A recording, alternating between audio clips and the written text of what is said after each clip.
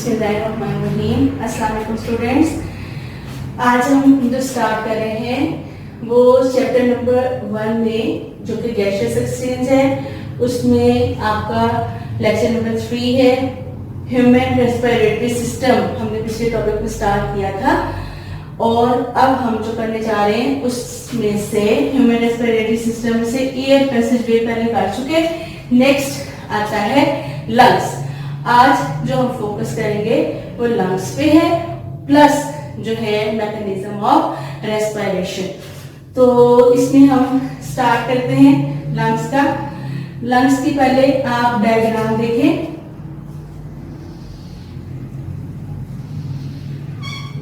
इसमें ये ट्रैकिया है, डिवाइड हो रहा है इनटू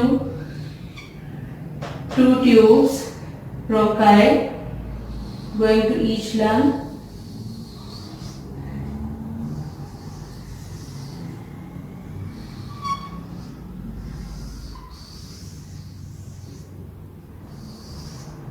अच्छा, इसमें देखिए ये ट्रैकिया सी लाइक कार्टिलेजेस इसमें मौजूद है।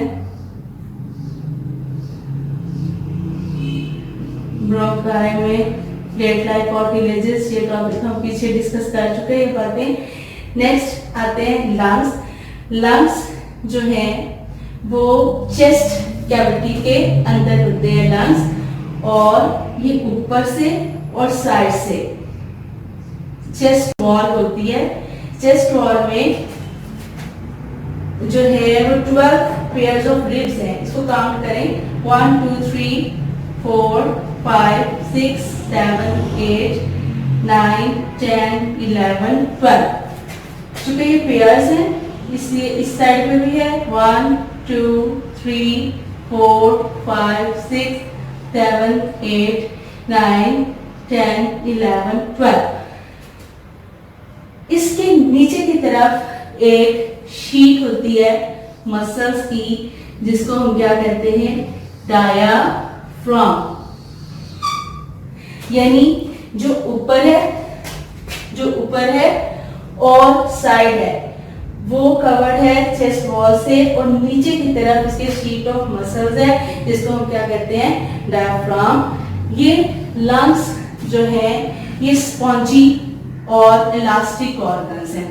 Spongy plus elastic. एक जो है वो लेफ्ट लंग है, एक राइट है। ये लेफ्ट है, ये राइट, ठीक है। जो लेफ्ट लंग होता है वो स्मॉलर होता है as compare to the right lung. इसमें 2 लोब्स होते हैं, और राइट जो लंग है इसमें 3 लोब्स होते हैं। ये जो इसका स्मॉल साइज है वो क्यों है, क्योंकि इसके ऊपर वाली सरफेस पे कार्डियक नोच है। यानी चूंकि left side of the heart जो है, जो उसका लेफ्ट वेंट्रिकल है वो फोर्सफुली कंट्रैक्ट करता है, क्योंकि उसको सारे ऑर्गन्स को except the lungs blood pump करना होता है, तो ताकि उसको स्पेस प्रोवाइड हो जाए, इसलिए यहाँ पे इसके ऊपर वाले सरफेस पे क्या मौजूद होती है, कार्डियक नोच, ताकि हार्ट जो है वो अपना फंक्शन प्रॉपर्ली कर सके। नेक्स्ट जो है इसकी वो आगे जब जाता है ये ब्रोंकियोल्स है, आगे उसकी एयर डक्ट्स है, फिर आगे पाउचेस उसकी हो जाती हैं, एयर सैक्स हो जाती हैं। जो चेस्ट वॉल पहले अभी हमने कहा कि इसमें क्या होता है, 12 पेयर्स ऑफ रिब्स होते हैं, और ये जो रिब्स हैं इनके दरमियान में जो मसल्स होते हैं उनको हम कहते हैं इंटरकोस्टल मसल्स। एक जो हेल्दी लंग होता है वो कैसा होता है देखने में, वो पिंक होता है, शाइनी होता है, स्मूथ होता है, उसकी सरफेस स्मूथ होती है। लेकिन ऐसे पर्सन्स जो स्मोकिंग करते हैं और जो स्मोकर्स होते हैं उनके लंग्स कैसे हो जाते हैं, उनके लंग्स हो जाते हैं ब्लैक, डल, बम्पी।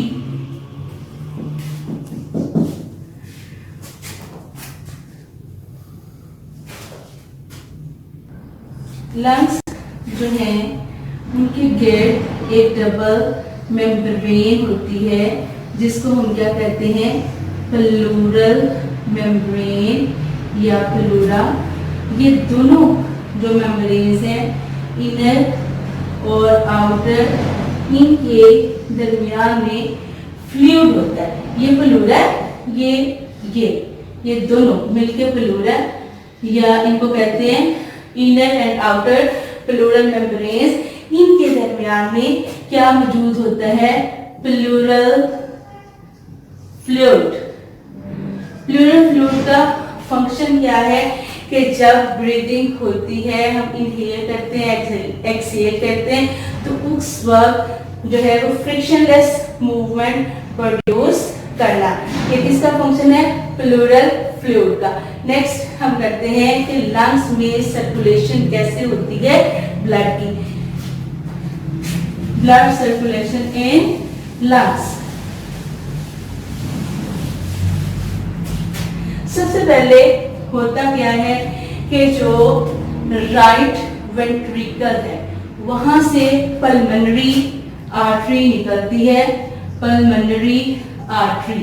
अब जहां पे वर्ड पल्मोनरी आ जाता है उसका मतलब होता है रिलेटेड टू लंग्स, यानी वो आर्टरी जो किसको जाएगी, लंग्स को जाएगी। पल्मोनरी आर्टरी कहाँ जाती है, लंग्स में। लंग्स में जब चली जाती है तो उसके बाद वो किस में डिवाइड हो जाती है, आर्टेरियोल्स में। आर्टेरियोल्स मजीद डिवाइड होते हैं कैपिलरीज में। कैपिलरीज जो है ये सराउंड करती हैं किसको, एल्व्यूलाई को। एल्व्यूलाई में गैसेस एक्सचेंज होती है, उसके बाद यही कैपिलरीज मिल करके क्या बना देती हैं, विन्यूल्स मिलके वेन्स। और स्पेशली यहाँ पे कौन सी वेन्स हैं, पल्मोनरी वेन्स। और पल्मोनरी वेन्स वापस कहाँ पे ब्लड ले आती हैं, left atrium of the heart में। ये पल्मोनरी वेन्स पीछे हार्ट में आ जाती हैं, फिर वहां से आगे डिस्ट्रीब्यूशन होती है ब्लड की।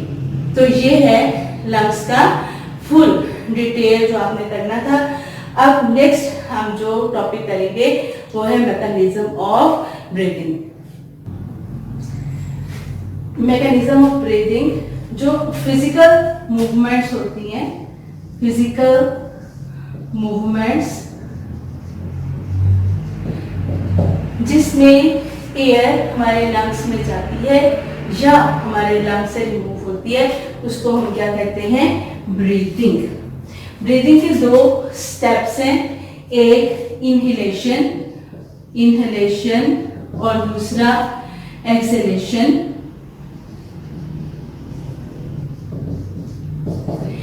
इनहेलेशन क्या है कि जो एयर हम अपने अंदर लेके जा रहे हैं, लंग्स के अंदर लेके जा रहे हैं, उसको हम कहते हैं इनहेलेशन। यानी मूविंग एयर इनटू लंग्स, ये है इनहेलेशन। इसमें क्या चेंजेस आती हैं, हमारी चेस्ट वॉल में क्या चेंज आती है, या लंग्स में या डायफ्राम में, ये तीन इसमें पार्टिसिपेट करते हैं। सबसे पहले तो हम इसमें देखेंगे एक चीज, इनहेलेशन की बात कर रहे हैं कि जो इंटरकोस्टल मसल्स हैं, इंटरकोस्टल मसल्स वो क्या करते हैं, कॉन्ट्रैक्ट। ये जो रिब्स के दरमियान में मसल्स होंगे वो क्या करते हैं, कॉन्ट्रैक्ट करते हैं, जिसकी वजह से हमारी जो चेस्ट है वो आउटवर्ड मूव करती है, रिब्स आउटवर्ड मूव करती हैं, चेस्ट का वॉल्यूम बढ़ जाता है। दूसरी बात कि जो डायाफ्राम है, डायाफ्राम के मसल्स जो हैं वो भी कॉन्ट्रैक्ट करते हैं, और वो ये जो डायाफ्राम है ये मजीद नीचे हो जाता है, ये नीचे को चला जाता है, जिसकी वजह से चेस्ट कैविटी में स्पेस प्रोड्यूस होती है, एयर प्रेशर कम हो जाता है, बाहर से एयर अंदर आती है ताकि एयर प्रेशर को बैलेंस किया जा सके।